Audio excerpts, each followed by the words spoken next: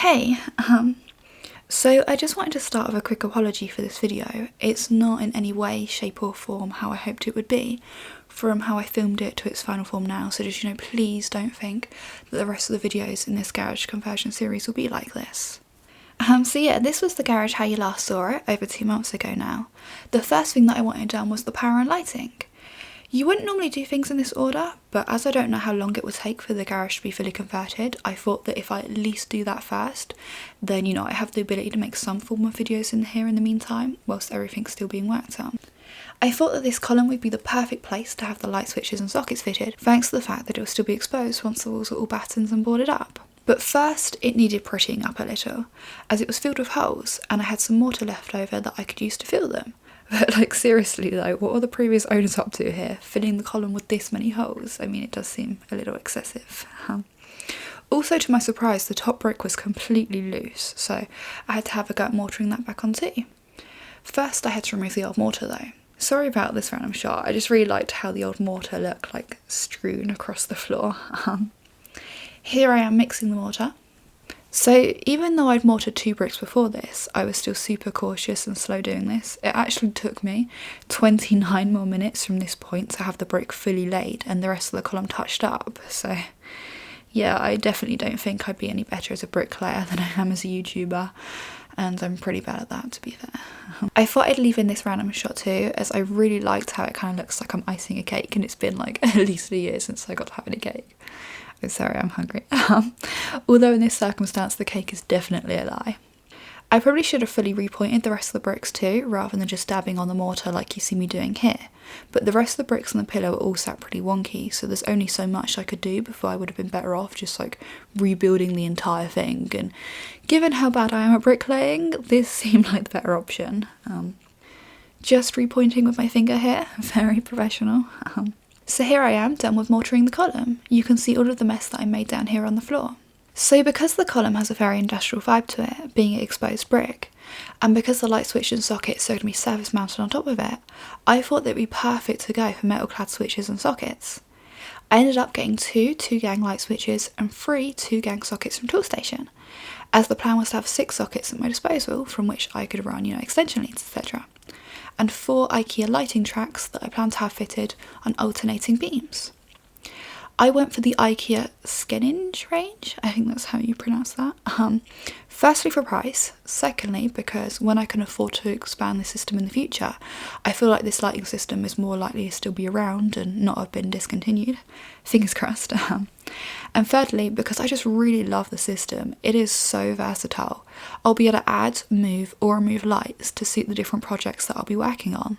The spotlights in the range look to be perfect for use as both hair lights and backlighting in a room like this, with such a low ceiling, especially as they're compatible with the Philips Hue RGB bulbs.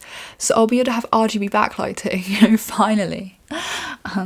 Also, there's adapters for it that allow me to fit pendant lights, which is really cool, as I'd really love to add some practical lighting to the odd video. Plus, I think that having pendants in the background, or foreground of a shot, can really make it just that much more interesting. So I think that will be fun for the odd video. So yeah, I'm just really sold on this system. I know that I probably should have gone for more conventional weather resistant lighting, but ultimately if these can't survive out here, then my studio lights won't be able to either, so I have to be able to get it to a point where they can. I do worry about them in the meantime though, with the garage in its current uninsulated form, but yeah, for now though, for finance reasons, I'm just starting with 4 spotlights, 1 on each beam. So then began the process of fitting the tracks, which I wanted to do myself to save some money. So that just consisted of working out where the track should start along the beams so they'd sit perfectly in the centre of each one, marking the locations of the mounting screws, drilling some pilot holes, which I only did because I was just really scared that the wood would split, which is why I'm drilling just so slowly, because even though I know it's extremely unlikely that it will, it's just if it did split I wouldn't have been able to afford to fix it. So fitting the track mounts, I had been worried that I might have been using the wrong screws for this until I saw that the electrician was using the exact same screws when he arrived, which, was quite reassuring. Connecting 2 small lines of track together to create a long line of track for each beam. That's me just noticing that I stabbed myself at some point. And then finally fitting the tracks to the beams. So this was me just trying to get like a before and after shot of one of the beams with the full track all laid out on the floor to begin with, and then, you know, finally installed on the beam. But because I had to move the camera between the two shots, the transition points don't line up, so it was a total fail. But yeah, so all of the 4 tracks were fitted ready for an electrician to come out. Unfortunately, the first 2 electricians that I contacted to do the job ended up messing me around. On both occasions, they happily came out to give me a quote, seemed, you know, really optimistic about the job, and then never got back to me. And stupidly, each time I waited a whole week for their quote to come through before giving up and thinking to contact someone else. It was third electrician lucky though. He came round to give me a quote on the 1st of November, and just 3 days later I got a response. He was scheduled to start work on the 9th. Before I move on to him getting here though, I thought I should probably show you the old fuse box and my plans for its upgrade, as it was in desperate need of replacing, thanks to it being really old and not having any kind of RCD fitted. It used 15 amps of power and 5 amps for lighting. So this is what I got to replace it: a new shiny 8 module consumer unit and 3 RCBOs. A 20 amp one for the mains power, a 16 amp one for both an extractor fan and an external socket, and a 6 amp one for the lighting. I wanted to go with RCBOs so that, you know, if something did trip, everything else would stay on and it would be easier to tell what would cause the problem. I do worry that 20 amps might still end up being quite limiting when I have electric heaters, you know, etc. running, so I will have to be careful. Just a quick reminder for international viewers, we use 240 volt mains power in the UK, so just, you know, please bear that in mind. So the 9th came around and the electrician arrived. I really didn't feel comfortable imposing on him by filming him, so I don't have any footage of the actual work happening. However, he ended up having to run down to the suppliers as he'd underestimated how many conduit connectors he needed for the job. So during that time I filmed a sneaky look at the progress so far. He'd already fitted one of the light switches, so the 2 lighting tracks closest to the door were already running, which was very exciting, but also kind of reassuring, as given how finicky the lighting tracks have been to connect together, there was a couple of times when I was worried I'd like damaged them and they wouldn't work anymore. Now, I hadn't expected him to use conduit for the main run because of how many cables there were. What we discussed was using a run of larger trunking along the ceiling instead, which would have like conduit strips coming down off of it. However, instead of doing that, he opted to do 2 separate conduit runs, one for the lighting and one for the power. Now, kind of, you know, on one hand, I'm happier that he went with this route because I just really love the look of conduit. Like, there's something just kind of so, like, steampunky about it, even if it's white plastic like this. I mean, you know, in a dream world, I would have used galvanised steel conduit, but that's, you know, way out of my price range. Plus, this way it does, you know, match the kind of white of the lighting system. On the downside though, because the 2 conduit strips are running so close together, it does look just really kind of messy in places, and the pressure and angle of the second strip of conduit caused the top brick to lift up, negating like all of my work. So in the end, it took 2 days for the electrics to be done. The metal clad light switches ended up looking just as good as I'd hoped. And on a random note, I really love the connectors that ended up being used for the job. I think they just kind of have a girly look to them, which I like. Whilst of course I did equally love the metal clad sockets too, he didn't fit the bottom one straight. It looks so bad, but I guess it doesn't affect the functionality. So having a good look down the length of the track, I did notice that the 2 runs of conduit were held together in several places by just cable ties. So that's something I'll have to see about upgrading at some point, so they're like fancy metal ones. Also, I noticed on the end run he forgot to fit the saddle to hold the conduit in place, which just really bugged me. And the last thing to note is that the exposed cable here is for the extractor fan that I mentioned earlier, so that I can easily get one fitted at a later point when I can afford it. Which is just something that the garage desperately needs because, you know, as you might have noticed while watching this video, the roof has started to go mouldy in places thanks to humidity. I was treating it with this stuff though, and that seems to be helping. So this is the point where I'd originally planned to end this video, with the electrics and lighting done. However, thanks to just some incredibly kind donations, which I really didn't deserve at all, I could already afford to get the new door installed by this point, and already had it scheduled to be done only a week later on the 17th of November. Now, a normal YouTuber would have been like, great, let's get this video up now, a stage 1 being done, and then next week I can start filming the second video, a stage 2, the door being done. However, Because I desperately wanted every video in this series to be really good and not anything like how this video has actually turned out, I thought that if I combined both the installation of the electrics and the installation of the door into one video, it would make for such a better series. Because that way I could confine everything that I couldn't do myself and that I needed contractors out to do to one video, rather than making 2 videos back to back of essentially before and after shots, because, you know, I didn't feel comfortable imposing on the contractors by filming them. So that was the new plan for this video, and it continued to be the plan for this video even when on the 17th of November it turned out the builders hadn't received the door from the suppliers yet and weren't going to be coming around for nearly 1 whole more week on the 23rd. Now looking back, I think at this point a sane person would have just, you know, cut their losses and uploaded a video of just stage 1, but I just absolutely had my heart set on making this video this way now, so continue to wait it out. I was actually really scared for the door to be done, as the bricks and mortar in this garage are so brittle. You can't really see it from this shot, but this brick actually came fully loose, just from having a hole drilled through it. So I wasn't sure exactly where the door frame would go. The contractors had made some rough markings, but had also said that when the time came, the door might have to be installed further to the left. Either way, the door itself would have to be cut because of how low the roof support beams ran along the wall. This is just some footage of the lighting tracks and sockets being taped up, ready for the builders to arrive the following day, as it was going to be a very messy job. So in the end, the builders were here for only an hour before they discovered that the cutter they were going to use for the job was wonky. So they told me they'd either be back in an hour with a new one or back tomorrow instead. Either way, once again, I had the chance to have a sneaky look around at the progress so far.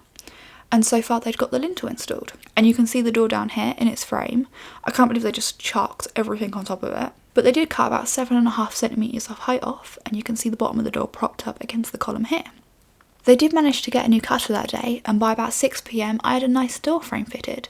It wasn't a one-day job, as the sealant around the frame needed time to be able to set before they could put in the door. So the room was very, very dusty like they said it would be. I was really glad I taped up all the sockets, the light tracks after all. Despite all the mess, they'd actually already taken away most of the big bricks. That's the sealant drying. And look, this brick came loose here. You can't really tell because of the dust, but so did a lot of the bricks on this side. This one here even has a chunk missing. So the builders arrived nice and early the next morning to fill the frame, and by about 3 PM I had a nice new door fitted, which looked so good. I was so happy with it. Of course it needed to be treated still, but it did look really good just as it was. So the next step was for me to clean all the brick dust up. So something really exciting that actually happened before I got the builders out to get the door done was that I was told I could have all of the garage, rather than the end part having to stay separated off and stay as a outside-y garage area. So seeing as the electrician was coming back round anyway to install some external security stuffs, I thought why not get some more sockets installed under where the new fuse box is, as I'm hoping the garage is going to be long enough for me to be able to have like a proper kind of workshop area at the end where I can finally try my hand out at modding, etc. So here you can see my new shiny sockets, and I made sure he fit that missing conduit saddle. So at this point I was just super happy with everything. I had all working electrics and a nice new door. The garage was starting to feel like mine. I mean, it wasn't 100% perfect, but it was mine. The last thing to be done was to treat and stain the door, and then the video could be uploaded. The problem though was that I actually couldn't afford to buy the needed stains and treatments by this point, as getting the door installed had ended up costing more than I'd originally budgeted for, which meant that the door went untreated and then proceeded to slowly expand over the course of a fortnight, resulting in it no longer being able to fit in its frame. It just wouldn't close at all, meaning that it had to be taken off its hinges and brought into dry, which was just so sad because I'd been so excited to get TastyPC underway that I'd already started building up a few warehouse shelves in the garage, just ready to start moving some of my more durable components out there like cases. Also the hinges had gone rusty in only 2 weeks, what gives? The builders said they'd replace these free of charge though. Bad batch apparently. So yeah, here the door is inside the garage. Something that I didn't realise until I was able to see the bottom of the door like this is that they didn't seal the bottom of it. Really they should have at least put some trim across the bottom or something. I think it not being sealed is the reason why the door ended up expanding, given how wet the bottom of the door is compared to the rest, and how easy it would have been for the water to get in. But yeah, so like a total muppet, I thought it would dry okay out here, despite how cold and wet it gets in the garage now, with there being a hole in the side of the wall. So, thanks to that, the door started to warp. It was interesting to see that the warp originated from the bottom, where it wasn't sealed. Also that the bottom of the door strangely seemed to be getting wetter than it had been 3 days prior. I did manage to clear a little bit of space in my bedroom though for it to be able to come and dry in there, and it seems to have dried out quite nicely since then and hasn't warped any further. So yeah, that's as far as I've gotten with the project, and this is what the garage currently looks like now. Unfortunately, because of how damp it's been in here since the door was taken down on the 15th of December, the mould on the roof has gotten so much worse. Like, I don't even know what this is over here. I have been trying to keep a tarp over the hole to stop the rain from coming in. The bricks that I was originally putting on the roof to try and pin it down kept getting blown off in the wind though, so it was actually quite dangerous to stand in the vicinity of the garage. So this is just my attempt at trying to kind of pin a tarp in the gap without like pinning it down with bricks. So I have cut all of the power to the garage and brought in all of the spotlights just to be safe, but you know, I don't know if the light tracks will still work once I've had a chance to dry out. But yeah, so the door is dry now and able to be treated, so that's the next step. Get it treated, get it put back on its hinges, and then use the new dehumidifier that I have to try to get as much moisture out of this room as possible. Unfortunately though, due to financial problems, the project has come to a complete standstill, and it's just so frustrating because, you know, it just feels like one step forward, two steps back. Like, I went from needing a door to having a hole in the wall.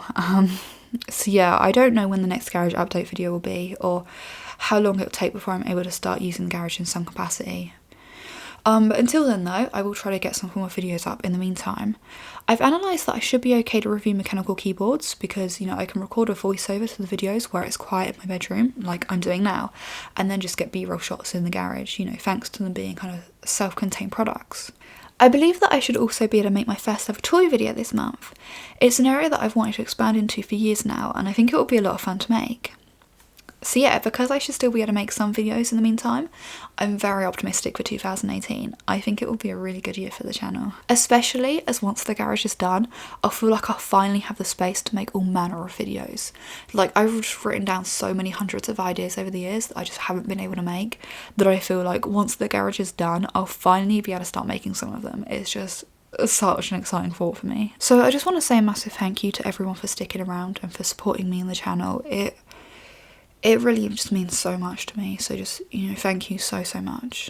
If you would like to help speed this project along at all, the best way is through the PayPal donation link down in the description below. This gives me access to funds immediately, meaning that I can buy materials and get going ASAP. Although I have had quite a few people asking me to make a Patreon, and whilst I've been very reluctant to make one because I kind of think the Patreon works better for supporting creators who, you know, like already up and running and making consistent content, I thought that if people prefer it over PayPal, then I should give them that option. So here it is, I made one. It is pretty much just a placeholder at the moment, and over 2018 I do plan to start adding goals and rewards, so just, you know, please excuse the state of it at the moment. Of course there are other ways to support the channel though. By simply watching this video you're helping to support it, so just, you know, please don't feel like you ever need to do anything more than that. However, if you do decide to take the next step and donate, know that I'm eternally grateful. But yeah, so this is the progress that I've made so far. Again, I apologise for this video. It really isn't how I hoped it would be at all, but, you know, still, you know, somehow if you did like it, then please hit the like button. If you haven't already, please don't forget to subscribe to see more of my future videos, especially my first ever Tasty Toys video. And thank you for watching.